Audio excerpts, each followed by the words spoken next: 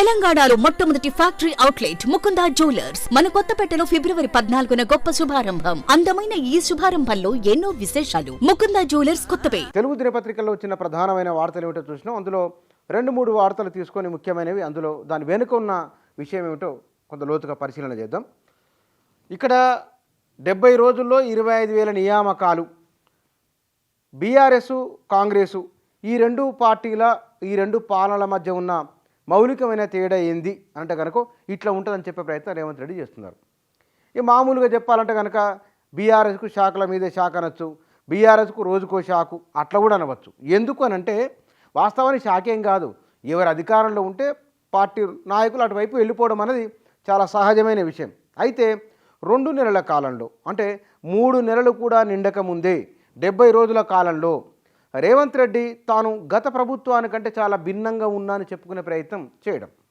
Constable నియామకాలకు సంబంధించింది, గురుకుల ఉద్యోగులకు సంబంధించింది, గ్రూప్ 1 పోస్టులకు సంబంధించింది, అసెంబ్లీ లోపల చెప్పడం, అసెంబ్లీ బయట చెప్పడం, సభలు ఏర్పాటు చేసి మరి నియామక పత్రాలు అందజేయడం, ఇదంతా కూడా గత ప్రభుత్వం ఇచ్చిన ఉద్యోగాల సంఖ్య ఎంతనో మర్చిపోయారు. కానీ ఇప్పుడు ఈ ప్రభుత్వం ఇస్తున్న ఉద్యోగాలు మీడియాలో వస్తున్న ప్రధానంగా కనబడుతున్న ఒక ఫీల్ గుడ్ ఫ్యాక్టర్, ఇది చాలా అనుకూలంగా సానుకూలంగా కాంగ్రెస్ పార్టీకి పనిచేస్తున్నది.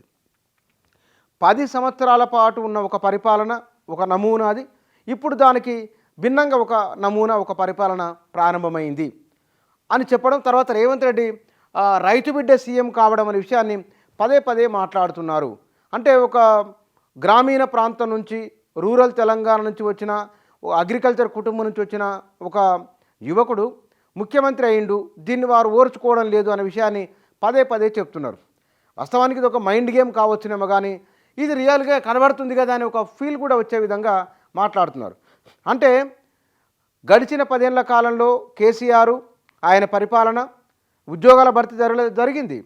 ఆ పార్టీలో ఆ బీఆర్ఎస్ బలంగా ఉన్నది కాబట్టి మిగతా పార్టీల వాళ్ళంతా దాంట్లో జాయిన్ అయిపోయారు. అయితే అక్కడ జరిగిన కొన్ని విషయాలు, ఇరిగేషన్కి సంబంధించిన విషయాలే బాగా ఎక్స్పోజ్ అయినాయి, మిగతా విషయాలు బయటికి రాలేదు. సరే, వాటికి సంబంధించిన కాగ్ రిపోర్ట్లో ఏమేమి జరిగింది ఏమనేది చాలా విషయాలు పత్రికలు ఇవాళ వచ్చినాయి. కానీ ఇక్కడ ఫీల్ గుడ్ ఫ్యాక్టర్ విషయానికి వస్తే కనుక రేవంత్ రెడ్డి పరిపాలన ఈ విధంగా ఉన్నది. వారు అన్నారు 70 రోజుల్లో 25,000 నియామకాలు. వారు అన్నదేమిటి, 2 లక్షల ఉద్యోగాలు భర్తీ చేస్తాం 5 ఏళ్ల కాలంలో అని చెప్పారు. కాబట్టి అంటే ఈ మొత్తము సంవత్సరంలోనే దాదాపు వారు అనుకున్న ఉద్యోగాలను లేదా తాము ప్రకటించిన జాబ్ క్యాలెండర్ను పూర్తి చేస్తామన్నారు. బహుశా మైలురాయి దాటుకుంటూ వెళ్తున్నామని చెప్పడం ఒక అంశం.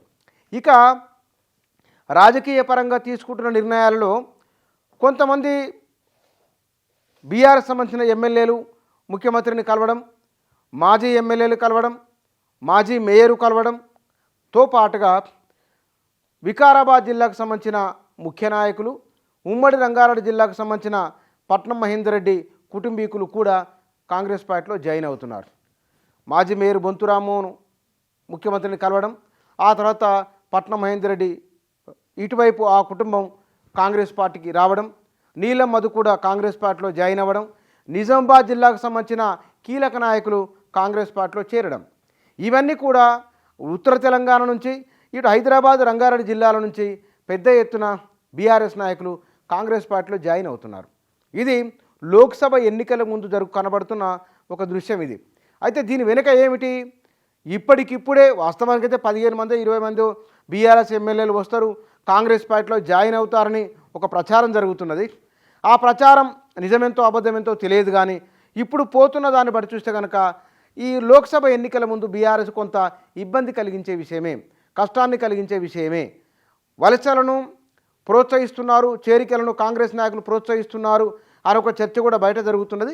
గతంలో బీఆర్ఎస్, ఇప్పుడు కాంగ్రెస్ పార్టీ పెద్ద తేడా ఏముంది అనేది. కానీ ఇక్కడ రేవంత్ రెడ్డి చాలా చాకచక్యంగా బీఆర్ఎస్కు సంబంధించిన ఎవరైతే లోక్సభ ఎన్నికల్లో గెలవడానికి అవకాశం ఉన్నదో, ఎందుకు ఆ గెలవడానికి అవకాశం ఉన్న వారినే చేర్చుకుంటే కనుక ముందుగా వారి వలన సీట్ల సంఖ్య పెరుగుతుంది.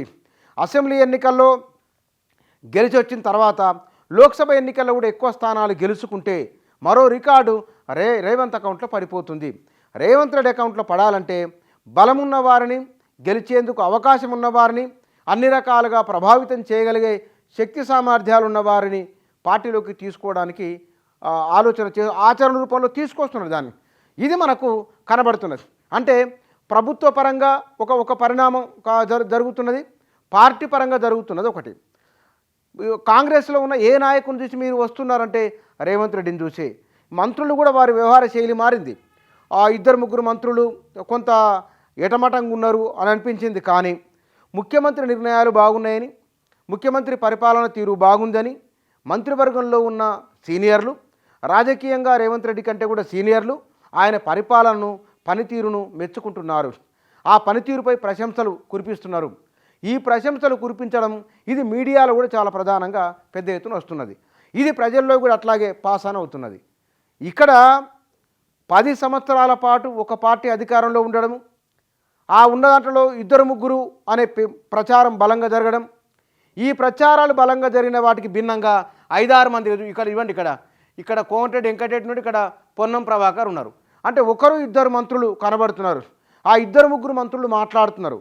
ఆర్థిక వ్యవహారాలకు సంబంధించిన బట్టి, ఇరిగేషన్ సంబంధించిన ఉత్తమ్ కుమార్ రెడ్డి వాళ్ళు చాలా అంటే మునిపిట్లో లేరు కదా, మాట్లాడితే కేసీఆర్ ప్రెస్ మీట్తో కేసీఆర్ మాట్లాడలేదు కనుక ఒకరిద్దరు అది కూడా విడివిడిగా మంత్రులు మాట్లాడేవారు, అట్లా ఉండేది. అది ఆ దానికి భిన్నంగా కనబడుతున్నది. కాబట్టి ఈ వ్యవహార శైలి చూసిన తర్వాత ఆ పార్టీలో జాయిన్ అవుతే కనుక తమకు ఫ్రీ ఉంటుంది. మా జనరల్ కాంగ్రెస్ పార్టీలోనే వారి స్వేచ్ఛ, వారి భావ ప్రకటన స్వేచ్ఛ ఎక్కువ, అంతర్గత ప్రజాస్వామ్యం ఎక్కువ, ఎవరైనా ఏదైనా మాట్లాడవచ్చు, ముఖ్యమంత్రి కూడా డిమాండ్ చేయవచ్చు, పార్టీలో ఉంటేనే ముఖ్యమంత్రికి బహిరంగ లేఖలు రాయవచ్చు. ఇదంతా గతంలో జరిగింది, మనం చూసినాం.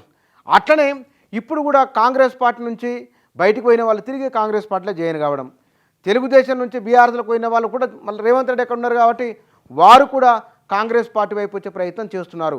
ఇది తెలంగాణలో ఇక్కడ ఎవరికి ఎక్కువ డ్యామేజ్ జరుగుతుందంటే నిజంగానే బీజేపీకి వచ్చిన నష్టం ఏం లేదు. అక్కడ ఇన్ఫ్లుయెన్స్ చూపే వాళ్ళు వచ్చి జాయిన్ అయింది లేదు, పోయేది లేదు. నష్టం ఎవరికి? బీఆర్ఎస్కే. ఎందుకు? ఇప్పుడు చేవెళ్ల నియోజకవర్గానికి పట్నం మహేంద్రుడి కుటుంబీకుల నుంచి పోటీ చేస్తారు కాబట్టి దాదాపు నిర్ణయం ఖరారైందనే చర్చ ఉన్నది. కాబట్టి వారు అక్కడి నుంచి పోటీ చేస్తే ఆ ఎమ్మెల్యే పరిధి, పార్లమెంటు పరిధిలో ఉన్న ఎమ్మెల్యేల పైన కూడా ఆ ప్రభావం ఉంటుంది.